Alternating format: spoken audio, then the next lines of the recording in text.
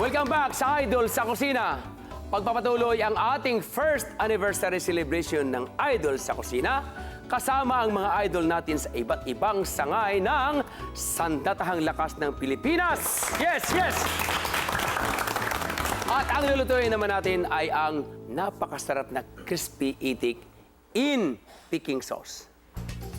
Alright, so simulan na natin. Ito yung ating itik. Lalagyan natin ng carrots lang. Celery at sibuyas, star anise, oyster sauce, at sesame oil, pamintang buo, pamintang dahon, kumbaga sa laurel. Excited akong lutuin ito. Chef Boy, pwede po ba magtanong? Pwede po. Napansin ko po may inilahok po kayo na isang klase ng soy sauce. Maaari po bang malaman kung anong klaseng soy sauce po yun? Okay. Kanina, inuna ko yung dark mushroom soy sauce. Yun po yung nilagay ko roon. Kaya yun po. Meron ang po ganda ba na tayong ibang alternatibo na pantimpla kung mahirapan ho tayong hanapin yung dark mushroom soy sauce na yun? Oo, tuyo lang. Ah, Wala nang iba, tuyo lang. Diba? So, ilagyan natin yung ating duck. Yan. At pagkukulan natin siya ng isang oras o mahigit. Depende yan. So, balik tayo natin mamaya ng konti. Ganyan lang. Diba? Kapag mainit, huwag mong kunin.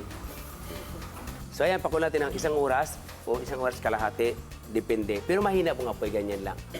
Malalaman mo yan pagluto na alam mo kung ano. Ito po naghiwalay dito. At huwag kayong mag-alala dahil po may ginawa na po ako. Ito po. Yan, ganyan din po yan. Okay? Umuusod po siya. At ang gagawin natin, painitin natin mantika. Ito po, mainit na. Yan.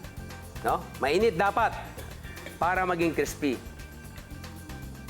Pag nilublob mo ito at mainit, huwag na huwag mong idiretso na bitawan, ha? Teknik po yan. Baka mamaya, mainit mantika, bigla na lang nag-fireworks dyan. Nakala mo, gira pa.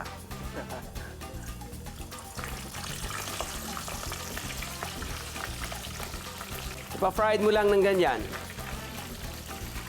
Oh, yan. Tsaka mabitawan. Crispy na po yan, di ba? Naramdaman ko. Ganyan lang kadali.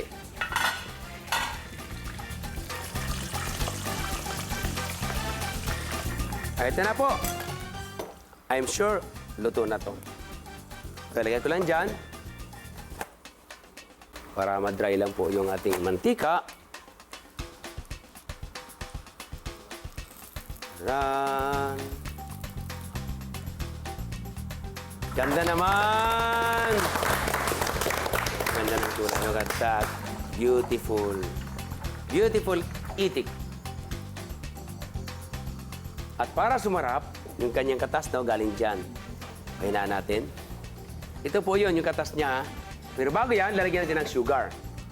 Yan. Sugar. Caramelize na natin. Yan na po, ha. Caramelize na. Huwag namang sobra. Kapag sobra naman, papait. So, ilagay mo na dyan. Yes. Yan. Lagyan natin yan. Okay, lalagyan natin ng slurry cornstarch o tinunaw na cornstarch para lumapot siya. So, yan na po. At ilalagay na natin sa plato. Hihiwain ko na.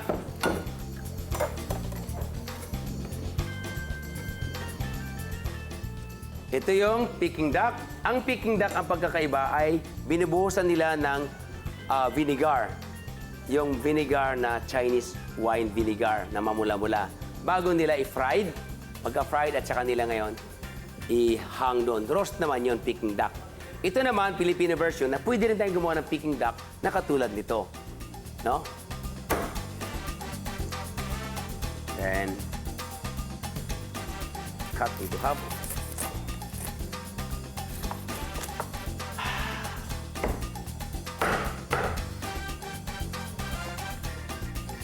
Yan. Ito naman.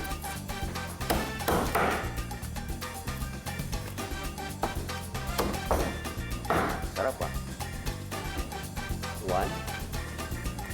Babalik ko lang. Wala nangyari. Ha?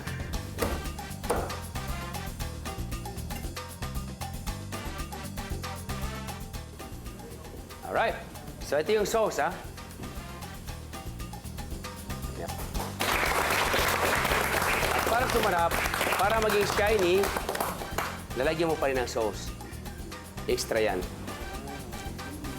And then, ito na.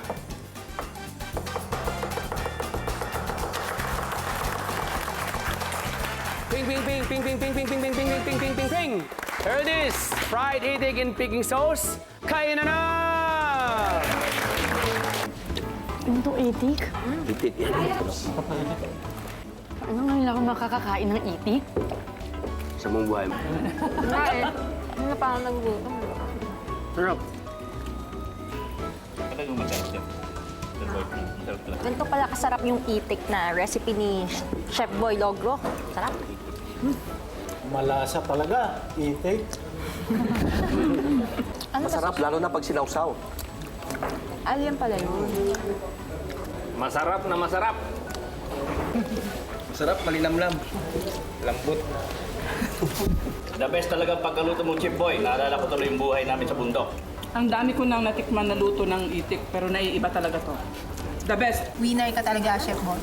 Ito ang itik ng world-class standard. Kahit saan nilaban, panalo. Huwag kayong aalis. Magbabalik pang idol sa kusina!